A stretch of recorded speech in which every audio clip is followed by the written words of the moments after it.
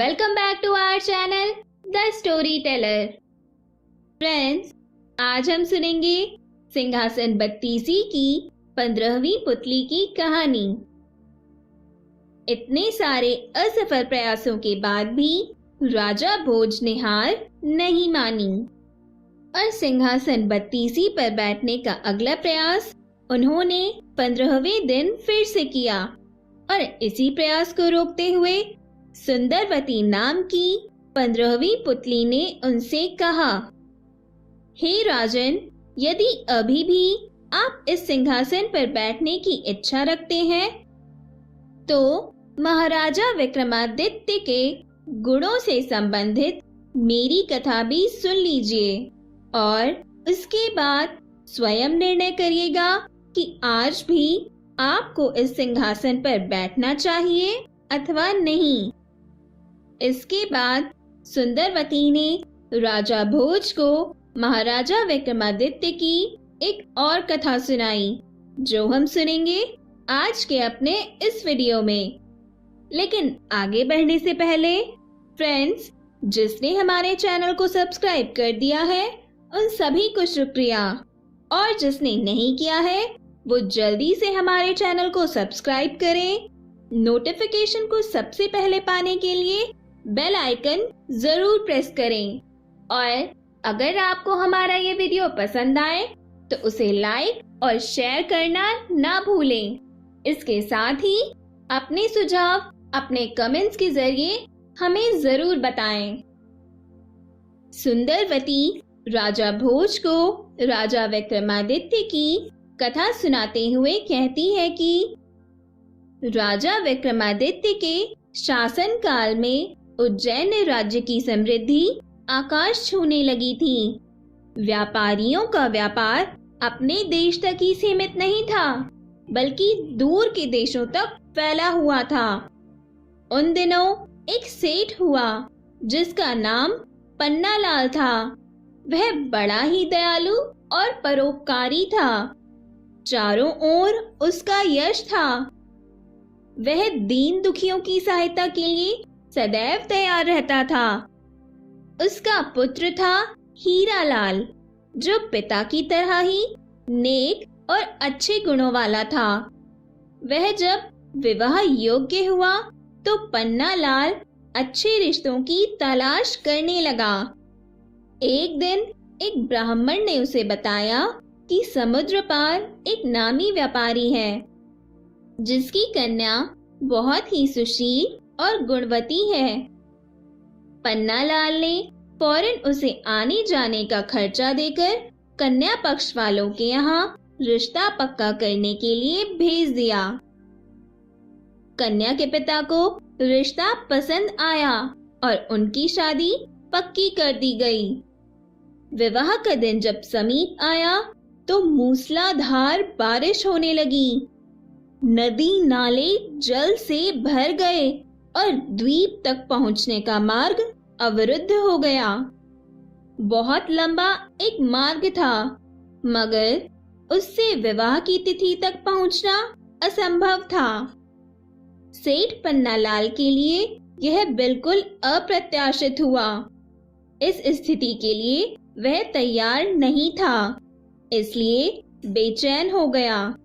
उसने सोचा कि शादी की सारी तैयारी कन्या पक्ष वाले कर लेंगे और किसी कारण बारात नहीं पहुंची तो उसको ताने सुनने पड़ेंगे और जग हंसाई होगी। जब कोई हल नहीं सूझा तो विवाह तय कराने वाले ब्राह्मण ने सुझाव दिया कि वह अपनी समस्या राजा विक्रमादित्य के समक्ष रखें।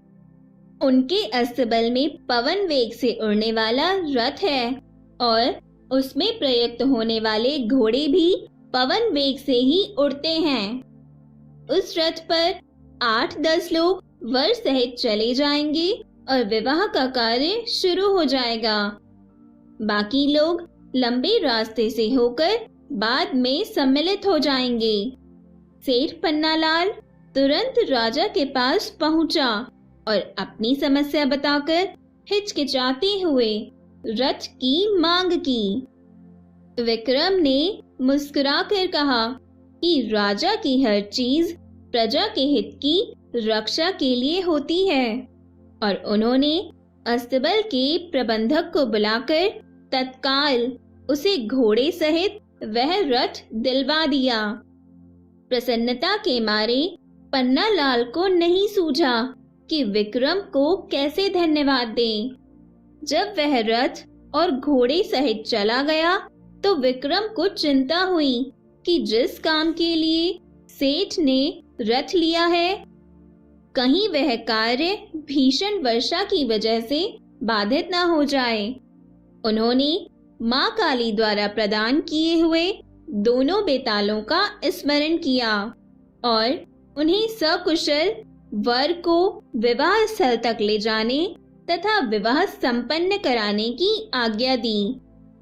जब वर वाला रथ पवन वेग से दौड़ने को तैयार हुआ तो दोनों बेताल छाया की तरह रथ के साथ चल पड़े। यात्रा के मध्य में सेठ ने देखा कि रास्ता कहीं भी नहीं दिख रहा है, चारों ओर पानी ही पानी है, तो उसकी चिंता बहुत बढ़ गई।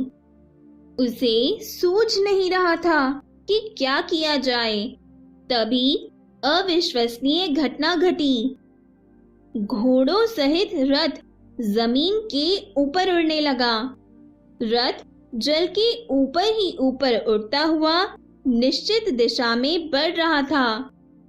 दरअसल बेतालों ने उसे थाम रखा था और विवाह स्थल की ओर उड़े जा रहे थे।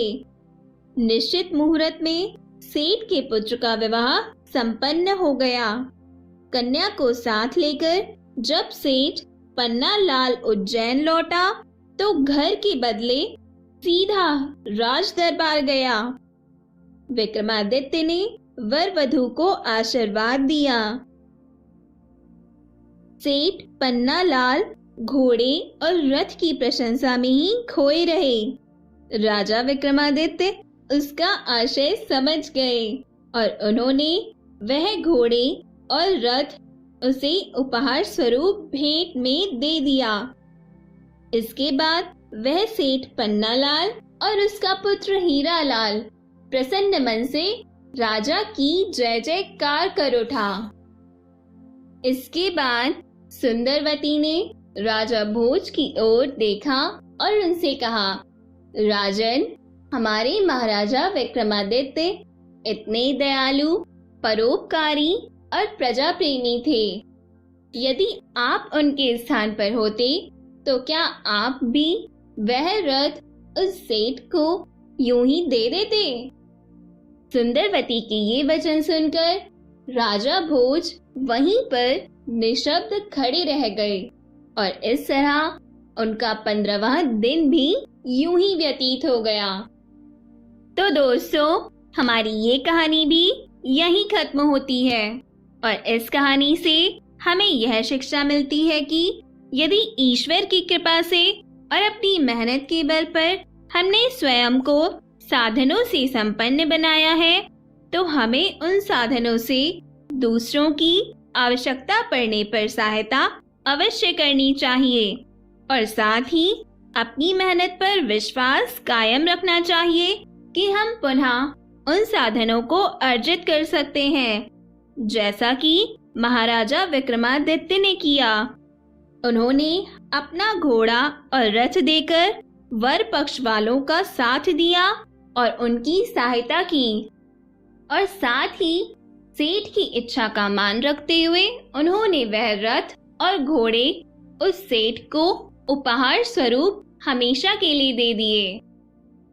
तो दोस्तों, आज हम सुनेंगे भगवान विष्णु जी का एक पत्र जो उन्हें एक छोटे से बालक ने लिखा था। एक बच्चे को साइकिल चाहिए थी। उसके माँ बाप ने मना कर दिया तो वो उदास हो गया। फिर उसके दिमाग में एक ख्याल आया कि क्यों नहीं वो भगवान से साइकिल के पैसे मांग ले। उसने एक लेटर लिखा और डाक खाने के डब्बे में डाल दिया। वो लेटर कुछ इस तरह था। क्षीर सागर वैकुंठ धाम, विष्णु जी को मेरा प्रणाम। यूं तो आपका दिया सब कुछ है, बस एक साइकिल की कमी है। अगर आप 5,000 रुपए भिजवा दें तो भक्त पर बड़ी कृपा होगी। आपका अपना भक्त बंटी। जब डाक विभाग वालों को ये पत्र मिला तो उनको बहुत दुख हुआ। सबने चंदा इकट्ठा किया और 4,000 रुपए जमा करके उस लड़के को मनी ऑर्डर भिजवा दिया। मनी ऑर्डर पाकर लड़का बहुत खुश हुआ। एक हफ्ते बाद उसने फिर से एक पत्र लिखा विष्णु जी के नाम। क्षीर सागर वैकुंठ धाम, विष्णु जी को मेरा प्रणाम। भगवान, आपके भेजे हुए पैसे मिल गए, बहुत बहुत धन्यवाद। वैसे आपने तो पूरे 5,000 रुपए भेजे होंगे, पर बुरा हो इन डाक विभाग वालों का। इन गंदे लोगों ने 1,000 रुपए डकार लिए। और उस बच्चे का ये पत्र पढ़कर डाक विभाग वाले आश्चर्यचकित रह गए और उनका मुंह खुला का खुला रह गया। तो दोस्तों, हमारा ये पत्र आप सभी को कैसा लगा?